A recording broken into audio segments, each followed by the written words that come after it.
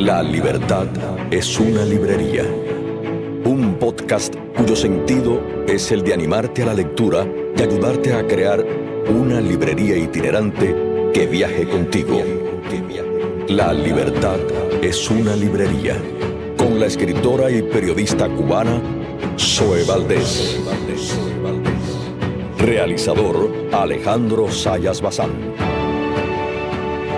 Vamos a hablar hoy de un gran filósofo, de un gran ensayista español, mi admirado Antonio Escotado Espinosa, que nació en Madrid el 5 de julio de 1941 y murió en Ibiza el 21 de noviembre del 2021.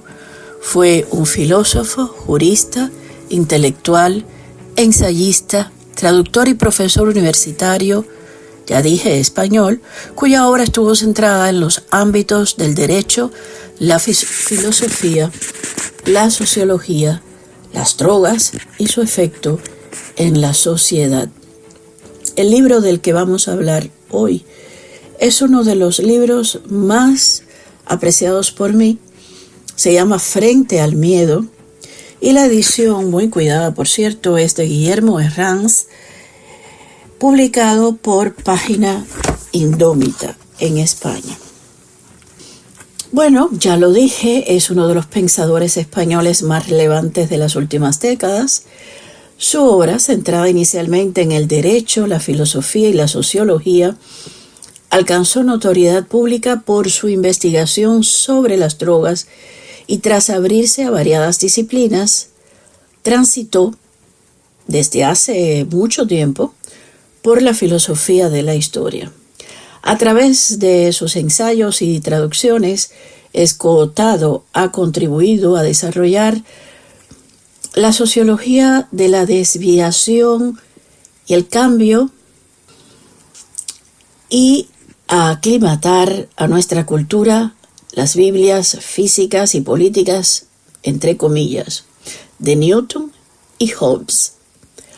El liberalismo de Jefferson, cuya obra no había llegado al castellano, la filosofía de Hegel, el pensamiento de Ernst Jünger, la escuela de Frankfurt, la teoría del caos y la línea de investigación que lleva de Menger a Hayek, que es también el liberalismo moderno, reivindicando al mismo tiempo el socialismo democrático y no mesiánico como fruto maduro del propio liberalismo. Como ustedes podrán darse cuenta, con Escotado me unen muchísimas cosas, sobre todo ese enfrentamiento sin miedo de verdad a la libertad, sin miedo a uno mismo, sin miedo a los demás y sin miedo a el entorno, a la sociedad. Pero también hay cosas con las que yo no estaría muy de acuerdo. Sin embargo, Antonio Escotado a mí me fascina. Es uno de los autores que más he leído y he estudiado. Y aunque no todos sus libros, tengo que decirlo, pero la gran mayoría de su obra. Entre su producción ensayística destacan La conciencia infeliz, de 1971, De Physis Apolis, 1982, Realidad y Substancia, 1986, Filosofía y Metodología de las Ciencias Sociales, 1987, Historia General de las Drogas, 1989, El Espíritu de la Comedia, 1991, Premio Anagrama de Ensayo, Rameras y Esposas, 1993, Retrato del Libertino, 1997, Caos y Orden, 1999, Premio Espasa de Ensayo, 60 Semanas en el Trópico, 2003, y Los Enemigos del Comercio, 2008-2013, Frente al Miedo, desde luego, que aparece, es el libro que les voy a hablar. Como ven, bueno, por los títulos podrán adivinar, podrán imaginar que la vida de este hombre fue su propio estudio para sus propias investigaciones, que es una obra muy centrada en una experiencia social a través de sí mismo. Y es uno de los más grandes. Yo lo he visto en conferencias, a mí en las conferencias me fascinaba. Él empezó a publicar de la mano de José Ortega Espotorno, que acababa de relanzar la editorial y reeditar la revista de Occidente, ambas fundadas por su padre, Ortega y Gasset.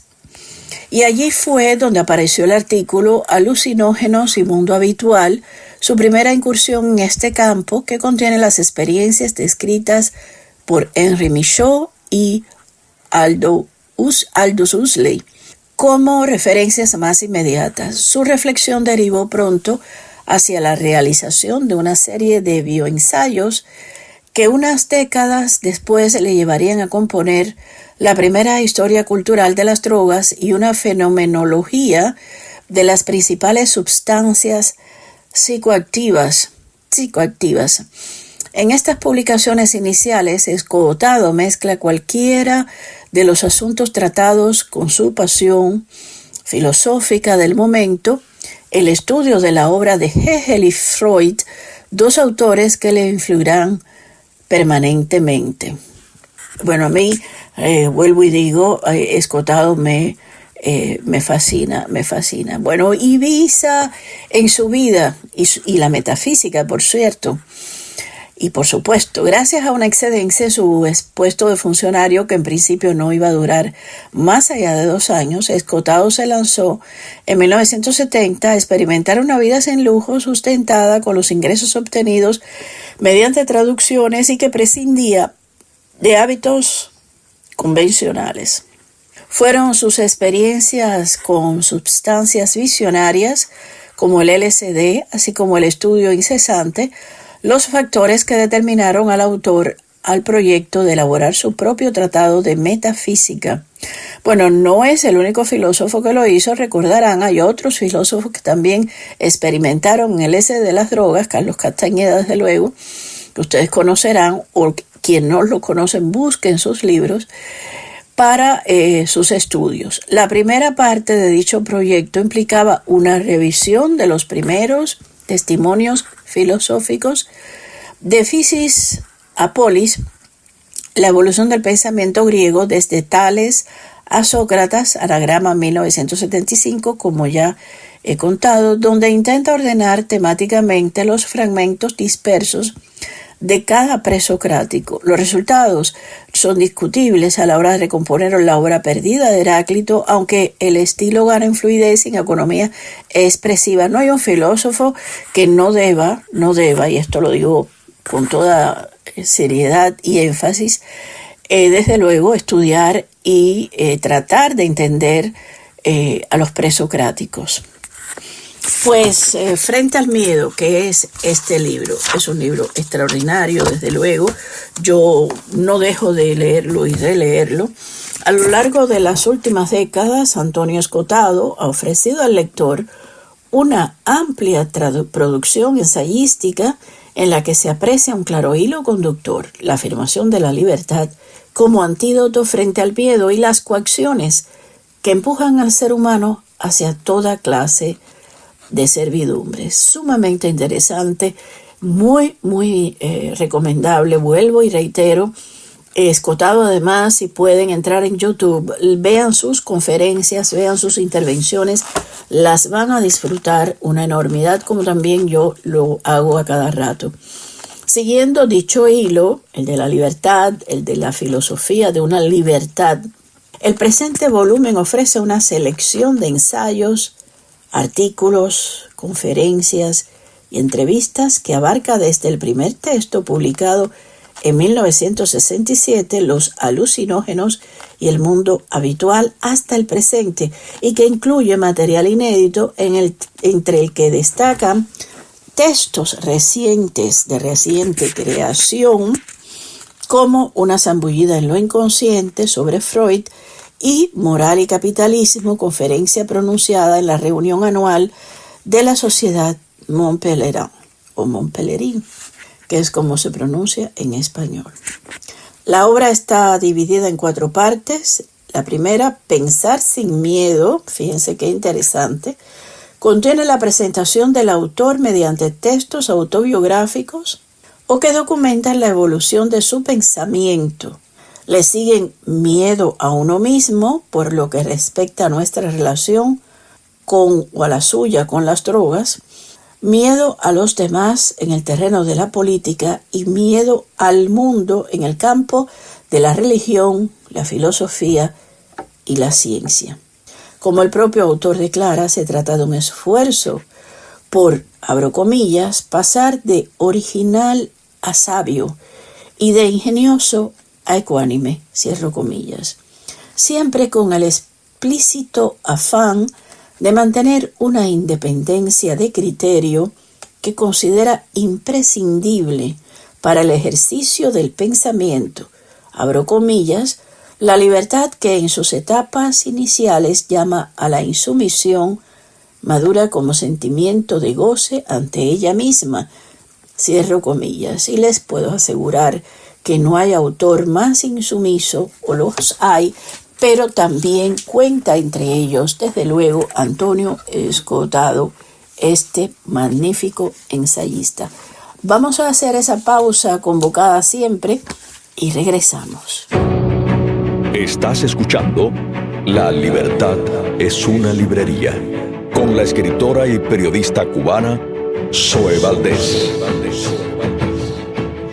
Aquí estoy pasando las páginas del libro que, por supuesto, les diré como siempre, está publicado por Página Indómita y es una publicación del 2015. Tiene un exergo que dice: el auténtico problema es que una mayoría no quiere la libertad y aún le tiene miedo.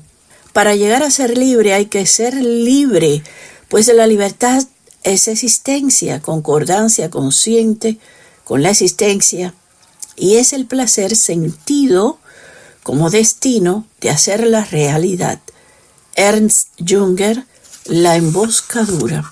Bueno, no voy a contarles la cantidad de capítulos que tiene, como siempre he hecho en otras ocasiones, este libro, porque son verdaderamente numerosos. Este es un libro que tiene, ahora mismo les digo, una gran cantidad de páginas, pues ustedes saben que a mí siempre me gusta decirles a ustedes los libros, la cantidad de páginas que tienen, para que vayan preparándose a lo que tendrían que enfrentar con relación a la lectura. A mí, desde luego, los libros de numerosas páginas me fascinan. Y tiene 627 páginas. Y, por supuesto, tiene una gran cantidad de citas de gran importancia para entender, desde luego, de dónde salen muchas de las digregaciones del libro. Y los libros citados, por supuesto, la cronología de publicaciones consultadas y citadas por el autor. Bueno, Pensar sin miedo, él lo explica muy bien, y él mismo señala: tal vez toda mi obra no sea más que una filosofía de la libertad. Pensar sin miedo parece cuestión de simple cortesía, comenzar por la presentación del propio Escotado, pero se convierte en algo obligado tras constatar un corte generacional entre los menores de 40 años y aquellos que lo vimos en la televisión, leímos sus artículos en los periódicos. Como él mismo declara, la tercera edad le alcanza en el esfuerzo por pasar de original a sabio y de ingenioso a ecuánime. Esta introducción, que es también extraordinaria, yo de verdad que a mí, ustedes saben que los prefacios, las introducciones, prólogos, etcétera, me fascinan. Está escrito por Guillermo Herranz Luna, que es quien ha hecho la edición del libro. Y en esta primera parte, Pensar sin miedo, empieza con unas páginas extraordinarias, magníficas, que ustedes van a disfrutar porque se van a ver muy comprendidos por este filósofo, como también yo me he visto comprendida por él. El peaje pagado por la independencia, sección 1, tiene un exergo en sí mismo no interesa saber lo que las cosas son antes de estudiarlas. Antonio Escotado, en una entrevista que le hizo Jorge San Miguel Lobeto. Todos los textos, aquí este es otro texto sobre no es el primer párrafo, pero aquí es otro texto sobre él, y dice: todos los textos de Escotado son fruto del esfuerzo por aclararse a sí mismo cada tema, abordándolo con mayor o menor acierto, pero siempre con un específico impulso por conocer de primera mano. Revisa las fuentes originales, no se fía de los exégetas y dice seguir el espíritu del Aristóteles, que declara: el sabio no dice todo lo que piensa, pero siempre piensa todo lo que dice. Así, cuando reconoce una equivocación, puede decirse que el error es enteramente suyo o no heredado.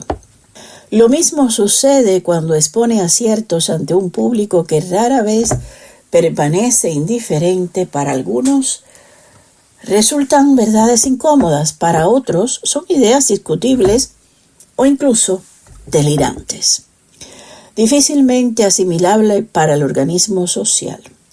Publica para compartir lo descubierto al estilo de los scholars anglosajones, poniendo al alcance del lector toda la documentación relacionada con bibliografías detalladas y extensos índices analíticos o mediante de los que cada cual puede verificar el origen de lo afirmado u orientarse en su personal búsqueda de información. Declara haber canalizado su gusto por la libertad a través de la pasión por el estudio, en forma de un afán por derribar tópicos o arrojar nueva luz sobre temas espinosos, lo que en esta vida me ha mantenido en una actitud de independencia, y eso está entre comillas, es muchísimo amor y curiosidad intelectual. No admito estancamientos porque a mí lo que me gusta es estudiar y conocer. Eso no tiene fin. Y es la razón por la que siempre yo, esto lo digo yo, Zoe Valdés, pues incito al estudio, a la lectura y el estudio que se desgaja de la propia lectura, a volver sobre lo leído, a volver con afán de estudio. Escotado como autor. Hace años me preguntaron, abro comillas, ¿cómo es Escotado como autor? Y esta se parece a la respuesta que di entonces. Hace y rehace los textos una y otra vez, así que sabe cómo empezar una obra, pero no cómo va a terminar. Es la pesadilla de las editoriales, porque corrige hasta que el libro entre en prensa y también en las reediciones. Lee todo lo que puede encontrar y también sobre su investigación, y en ese sentido el uso de Internet ha puesto a su alcance el completo vaciado de las fuentes documentales. Como todos, desde luego subraya compulsivamente los textos y toma muchas notas a mano antes de incorporarlas a sus escritos en el ordenador. Cuida el estilo que ha ganado en claridad y exposición. Con el paso de los años, superada cierta inseguridad mal escondida tras expresiones deliberadamente complicadas, con abuso de neologismos, arcaísmos, verbos sustantivados o prefijos reflexionados, hace un uso frecuente de la ironía. Incorpora todas aquellas ideas de los demás que le convencen haciendo las suyas y disfruta con la pelea intelectual si le dan tiempo. Es verdaderamente un autor exquisito, un autor que yo siempre pongo en el pedestal que le corresponde. La pregunta es si así es intelectual o pensador. Él mismo se la hace en la introducción de este libro, la primera parte del libro. Dice: en diciembre del 2000 se publicó en ABC Cultural una entrevista colectiva titulada Los intelectuales ante la violencia, que buscaba conocer la posición de los entrevistados ante ETA, la banda terrorista, y el llamado conflicto vasco. Se lanzaba un par de preguntas a varios intelectuales. La primera de las cuales fue: ¿Cuál puede ser hoy en España el compromiso del intelectual ante la violencia? Escotado respondió lo siguiente: los intelectuales son comisarios de una época caducada. Oigan bien, y consultándolos solo encontraremos razones para odiar la realidad del mundo. Su compromiso fue precisamente con la violencia, una violencia ejercida por las masas en nombre de la igualdad contra la libertad. Al entender que la autonomía solo aprovecha a aquellos agraciados con suerte y destreza, reeditando laicamente el Sermón de la Montaña y su toma de partido por los pobres de espíritu. El intelectualismo bendijo un belicoso aborto social como la, abro comillas, conciencia de clase proletaria, cierro comillas, cuyos efectos prácticos fueron guerra civil, crónica, delación, despilfarro, sabotaje y, por supuesto, hambrunas. Se entiende que personas dedicadas al conocimiento y a las artes expresivas sean consultadas, y más en una cuestión tan requerida de coraje civil como la violencia terrorista. Pero borremos al intelectual de los consultados o nos comerá el ayer. Y recuerden el programa que hice sobre el libro de Ayn Rand, de los nuevos intelectuales, con relación a qué cosa es verdaderamente un intelectual. Ella lo definía muy bien. Un intelectual para ella era más bien el empresario, el constructor, el que construye algo, que lo que comúnmente conocemos como intelectuales. Esta singular respuesta que dio Escotado, dándose de baja del grupo de los preguntados, anticipa su posición sobre la figura del intelectual, que acabará por formularse con menos vehemencia y más precisión. En esta visión crítica, Escotado compara la figura del intelectual con la de un pensador o filósofo apasionado por el estudio, un investigador, en suma, que jamás compromete su independencia de criterio según el clásico modelo socrático. Quien se declare filósofo tiene pendiente una discusión teológica, no evitable ya con militancias ateas, y eso está entre comillas. Esa primera sección se abre con un texto de carácter autobiográfico que no se concibió para ser publicado, sino como herramienta de una esquiva promoción académica, y donde su autor expone en primera persona una cronología detallada de sus libros, revelando las motivaciones vitales que le inclinaron a la investigación y el pensamiento. El lector podrá descubrir ciertos vectores que el autor de su propia propone para orientarle en la evolución de su obra, que transita de lo metafísico a lo concreto, de la provocación al consenso, del comunismo al liberalismo o de la crítica a la neutralidad valorativa. Es un libro de una sinceridad extraordinaria. Yo tengo un grandísimo respeto por Antonio Escotado y además una grandísima admiración. Con él he aprendido una enormidad. He aprendido sobre todo algo muy importante, a pensar. Y he aprendido también de ese retrato que se le hacía del libertino, ¿no? Escotado, como ustedes saben, siempre se ha visto como una especie de libertino, de alguien que aceptó la corporeidad con inmediatez del espíritu, considerando que esta aceptación es una manera de replantearse cotidianamente la belleza. Y desde el punto de vista filosófico, ustedes saben, tiene ese libro, Retrato del Libertino, contiene también Euforia Química y Dignidad Humana, entre comillas, escrito originalmente en inglés. Bueno, es un caos en el orden, dijo alguien, y también se ha dicho, él mismo lo ha dicho en múltiples entrevistas, pero es un caos que es muy cosmográfico a la hora de entender el pensamiento, su pensamiento, y ponerse una meta con el pensamiento de uno mismo. El pensamiento es esencial en el ser humano. Sin el pensamiento, sin el espíritu, sin un orden espiritual, el ser humano es vacuidad es hueco, es nada. Muchísimas gracias. Fue La Libertad es una librería. Zoe Valdés y Alejandro Sayas Bazán con Radio Martí. Les damos un gran abrazo desde la literatura. Ser cultos para ser libres, escribió nuestro gran José Martí. Hasta muy pronto.